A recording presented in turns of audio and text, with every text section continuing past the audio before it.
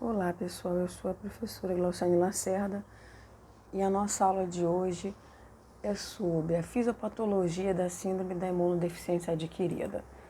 Os primeiros casos de AIDS, eles foram descritos em 1981 e logo após o agente etiológico HIV foi isolado e diagnosticado como agente central causador da AIDS.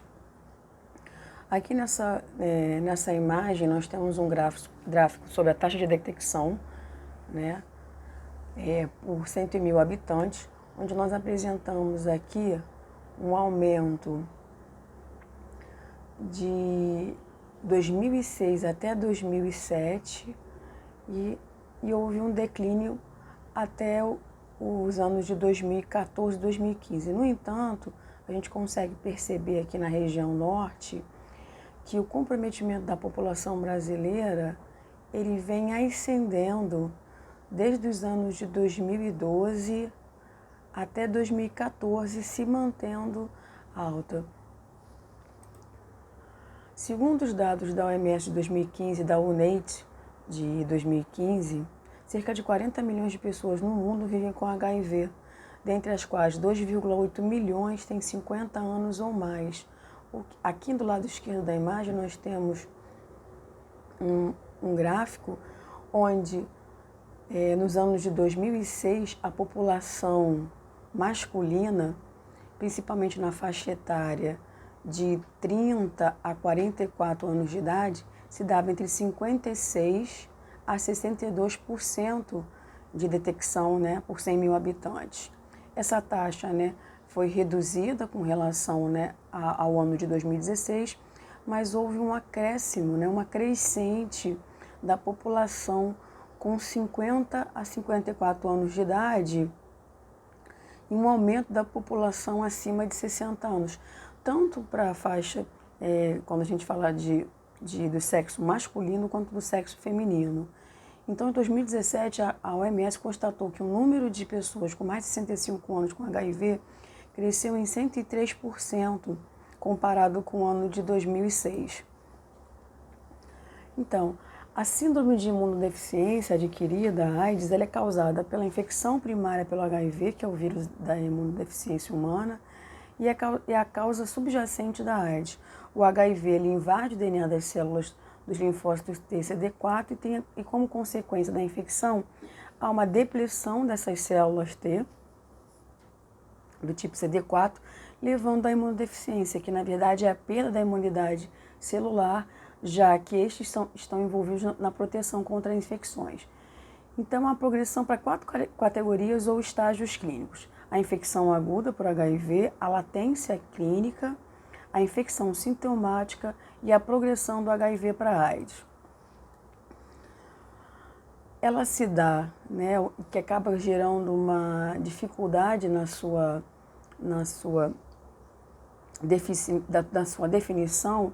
Ela se apresenta como uma doença constitucional, onde os sinais e sintomas inespecíficos que atingem vários sistemas do organismo são comuns a várias doenças. Então, febre persistente maior do que ou igual a 38,5 graus Celsius, sudorese noturna, fadiga crônica, indisposição e diarreia e complicações neurológicas, infecções oportunistas e neoplasmas. O que dificulta muitas vezes, né, a percepção da doença pelo próprio paciente, uma vez que ele às vezes não tem a periodicidade na avaliação bioquímica, né, os check-ups contínuos, é justamente esses sintomas, né, para ela se apresentar como uma doença constitucional, onde a febre, né, fadiga, que são na verdade sinais e sintomas inespecíficos, acometem o paciente com a síndrome. Então, os principais sintomas da AIDS são encefalite, meningite, retinite, tuberculose, tumores de pulmão, pele, gastrointestinais, diarreia crônica. E como se dá a transmissão da síndrome da imunodeficiência? Através do leite materno, do sêmen ou fluido pré-seminal, do fluido genital, do fluido vaginal, através de instrumentos pérfuro-cortantes, né, transfusão sanguínea, líquido cefalorraquidiano, amniótico e sinovial, lembrando que a transcriptase reversa é a enzima responsável pela replicação do retrovírus. E os principais reservatórios da infecção são o sistema nervoso central e o trato gastrointestinal. Não são transmissores por não conterem HIV suficiente para transmissão, são a saliva, lágrimas e urina.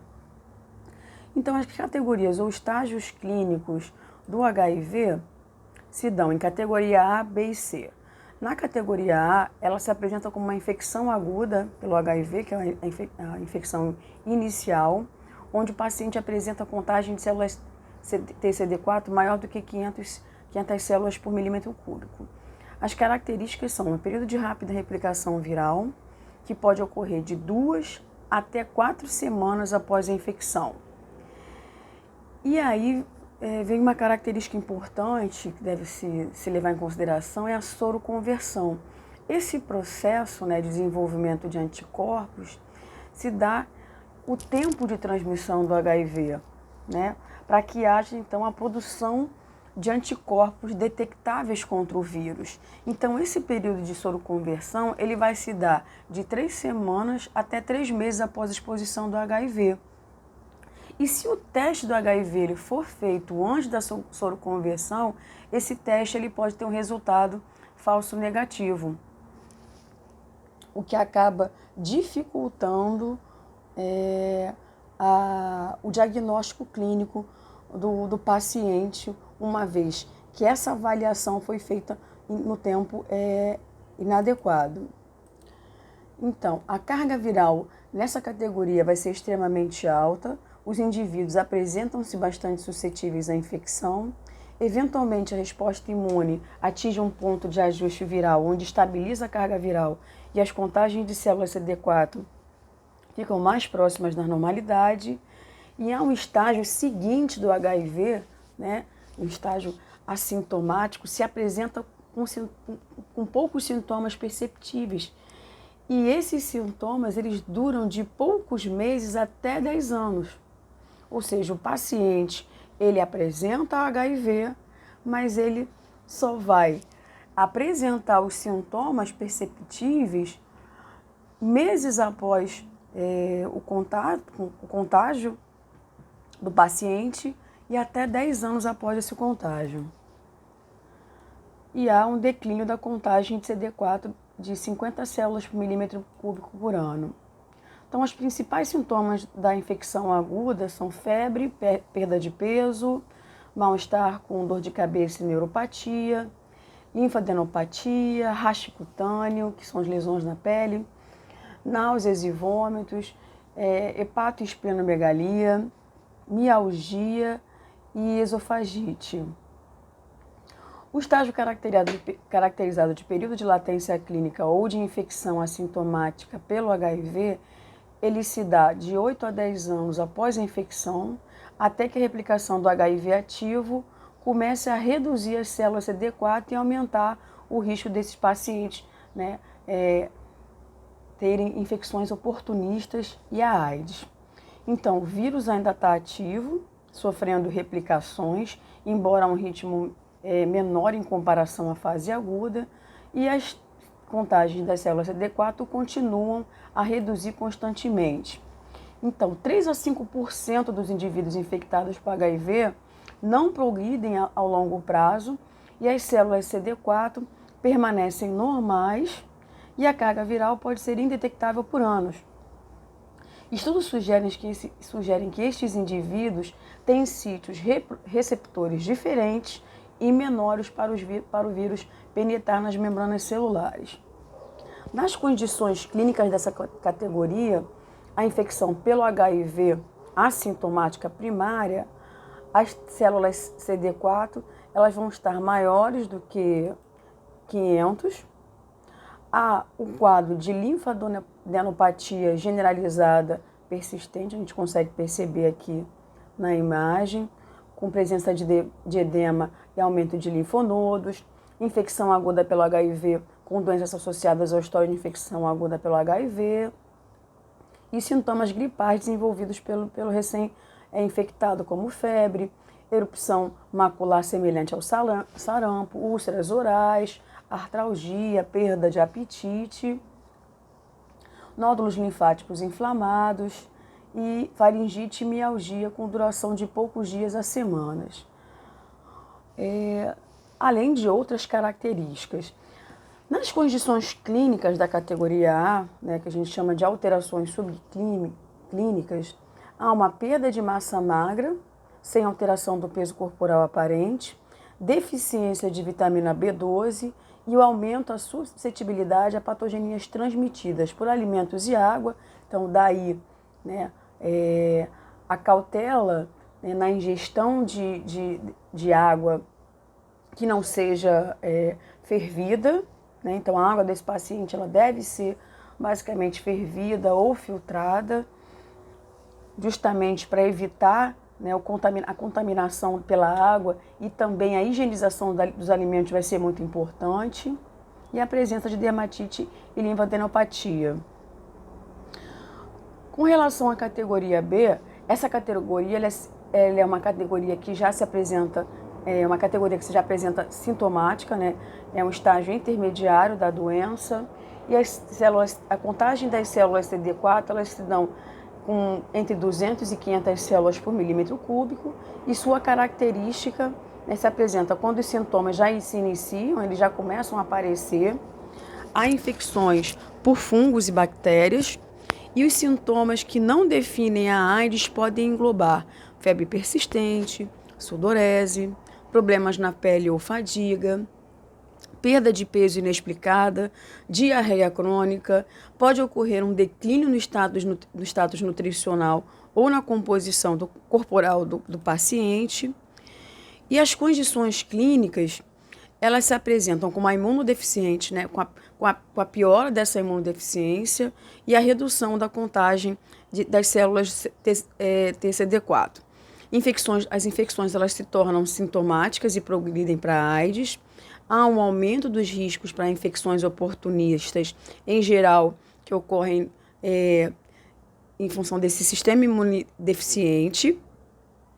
Presença de endocardite bacteriana, meningite, pneumonia ou septicemia, candidíase vulvovaginal, né, persistente ou orofaringe, presença de leucoplaquia cabeluda, displasia cervical grave ou carcinoma, e a presença dos sintomas constitucionais. Essas são algumas das condições clínicas da categoria B, além da presença de herpes zoster. A categoria C, ela já é um indicador da AIDS ou do HIV avançado, né? É o estágio final da doença, onde as células TCD4 elas apresentam menor do que 200 células por milímetro cúbico, ou menor do que 14%. E essa característica da categoria C é onde o paciente HIV, né, ele se apresenta avançado, né, nesse paciente, que é o termo diagnóstico reservado a indivíduos com pelo menos uma das condições clínicas bem definidas e com a ameaça de vida que esteja ligada à imunossupressão induzida pelo HIV. Então, dos sintomas se apresentam como infecções oportunistas, doenças neurológicas, invasão das células gliais que podem levar a demência ou neuropatia e tumores.